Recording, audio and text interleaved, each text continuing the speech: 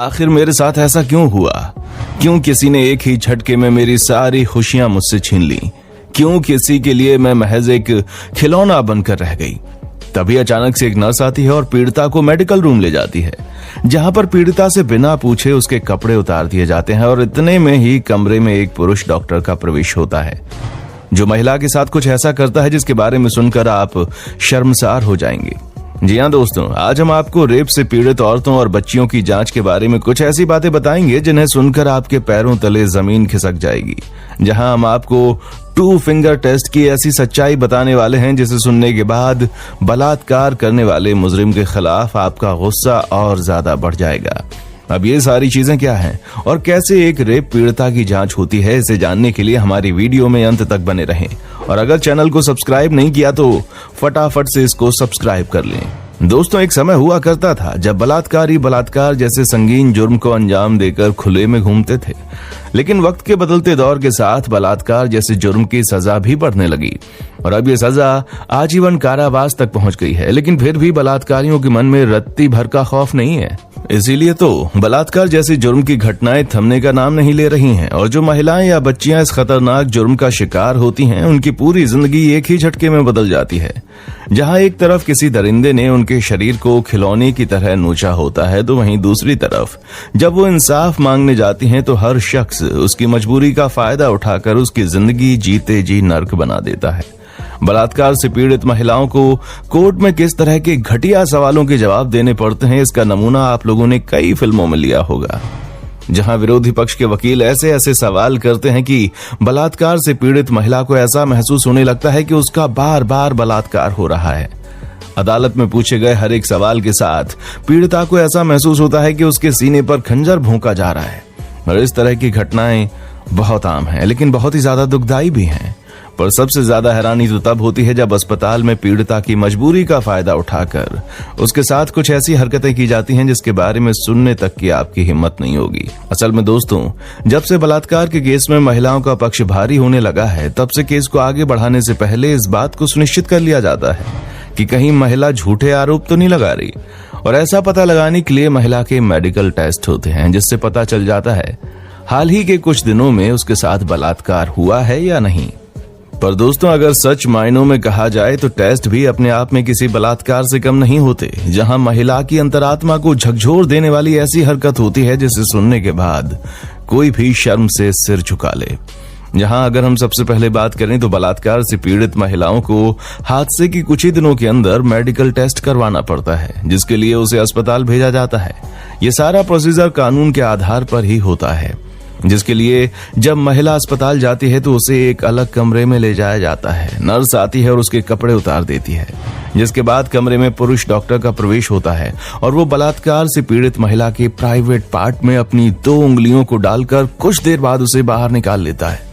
जब ये सब कुछ हो रहा होता है तो इसमें पीड़िता की बिल्कुल भी अनुमति नहीं ली जाती। कोई उससे पूछना भी जरूरी नहीं समझता कि क्या उसके प्राइवेट पार्ट को छूने की अनुमति है या नहीं।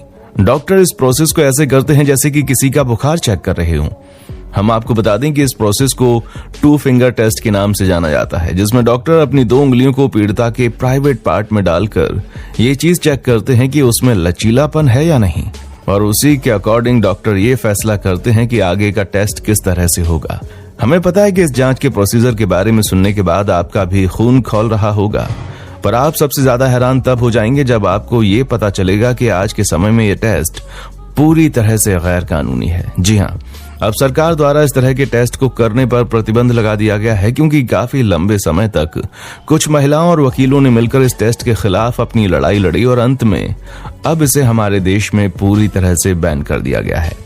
और हमें आपको ये बताने की बिल्कुल भी जरूरत नहीं है कि इसे बैन क्यों किया गया, क्योंकि हम सभी इस बात को अच्छे से समझ सकते हैं कि किसी पीड़िता के प्राइवेट पार्ट के साथ छेड़खानी करना कहीं से भी सही नहीं है, फिर चाहे ऐसा करने वाला डॉक्टर ही क्यों ना हो। और कोई पुरुष डॉक्टर तो ये चीज कतई नहीं कर सकता। पर फिर भी अफसोस की बात यह है कि इतना बड़ा प्रतिबंध लगाने के बावजूद ना सिर्फ डॉक्टर इस तरह के टेस्ट को करते हैं, बल्कि ऐसा करने वाले अधिकतर पुरुष डॉक्टर होते हैं जो लड़की की मजबूरी का फायदा उठाकर अपने गंदे मंसूबों को अंजाम देते हैं। ऊपर से लड़कियों को ज्यादातर इसके बारे में पता ही नहीं होता कि उनके साथ ये क्या हो रहा है, जो हो रहा है वो सही है या गलत है, और उसके खिलाफ आवाज उठा सकती हैं या नहीं। इसलिए अधूरा ज्ञान होने की वजह से महिलाएं खुद इस तरह के डॉक्टर्स की हवस की शिकार बन जाती हैं। आपको बता दें कि 1997 में इस टेस्ट को लेकर एक कानून आया था। केवल महिला डॉक्टर ही रेप पीड़िता की जांच कर सकती है। हालांकि कानून बनने के बाद भी कोई इसका पालन नहीं करता था, क्योंकि महिला डॉक्टर्स की कमी होने के कारण सरकार को ऐसा महसूस होने लगा कि ये कानून ज्यादा दिनों तक नहीं चल पाएगा। इसी वजह से 2005 में इस कानून में संशोधन किया गया, जिसमें साफ कहा गया था कि पुरुष डॉक्टर भी रेप पीड़िता की जांच कर सकते हैं। लेकिन इस कानून में डॉक्टर्स के लिए इसे करने से पहले रेप पीड़िता की अनुमति लेना आवश्यक है। अगर वो मना कर देते हैं तो कोई भी डॉक्टर उसको हाथ भी नहीं लगाएगा। पर जैसे जैसे लोगों का दिमाग विकसित हुआ और मेडिकल साइंस के क्षेत्र में विस्तार हुआ, वैसे वैसे कई सारी अलग अलग तरह की टेक्नोलॉजीज आने लगी। और इन सभी चीजों को देखते हुए सुप्रीम कोर्ट के आदेश के अनुसार पीड़िता के प्राइवेट पार्ट की जांच करने के तरीके को देखते हुए 2013 में इस 2 फिंगर टेस्ट को पूरी तरह से बैन कर दिया गया, ताकि कोई भी इतना कुछ सहने के बाद पीड़िता के साथ दोबारा से इस तरह की हरकत ना करे। लेकिन दोस्तों, सबसे ज्यादा अफसोस की बात तो यह है कि सरकार द्वारा इसे बंद करवाए जाने के बावजूद आज भी कई सारे जिलों में ये 2 फिंगर टेस्ट होता है। जहां तक कि भारत के स्वास्थ्य मंत्रालय ने भी इस टेस्ट के ऊपर रोक लगा दी है। साथ में दिशा निर्देश भी जारी किए हैं, जिसमें रेप पीड़ितों के लिए एक विशेष प्रकार का कक्ष बनाया जाएगा, जिसमें उनके अलग अलग मेडिकल परीक्षण किए जाएंगे। अब सरकार द्वारा तो ये सारी चीजें जारी कर दी गई, लेकिन अस्पताल वाले इनको माने तब ना। ये बात हकीकत है कि आज भी कई सारे रेप पीड़ितों को 2 फिंगर टेस्ट से गुजरना पड़ता है, और ऐसा करने वालों के खिलाफ सरकार ने अभी तक कोई ठोस कानून नहीं बनाया। इसीलिए ये काम बड़े धड़ल्ले से छोटे शहरों में होता है। एक रेप पीड़िता के साथ एक नहीं बल्कि पूरे 5 बार 2 फिंगर टेस्ट को किया गया।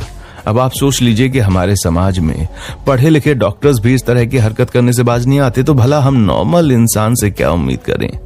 ये बात सरकार को भी समझनी चाहिए। अगर रेप जैसे संगीन जुर्म के खिलाफ कड़े से कड़ा कानून बनाया जाए, जहां पर इंसान को तुरंत फांसी पर चढ़ा दिया जाए, तो रेप जैसी घटना से किसी भी लड़की को नहीं गुजरना पड़ेगा और ना ही उसे इस प्रकार के टेस्ट करवाने पड़ेंगे। अगर किसी ने पीड़िता के साथ इस टेस्ट को करने की कोशिश की तो उसके खिलाफ भी कड़ी कार्रवाई होनी चाहिए, ताकि इस तरह की परिस्थितियों में सुधार देखने को मिले। अब आपका इस पर क्या कहना है? कमेंट सेक्शन में आकर हमें जरूर बताएं।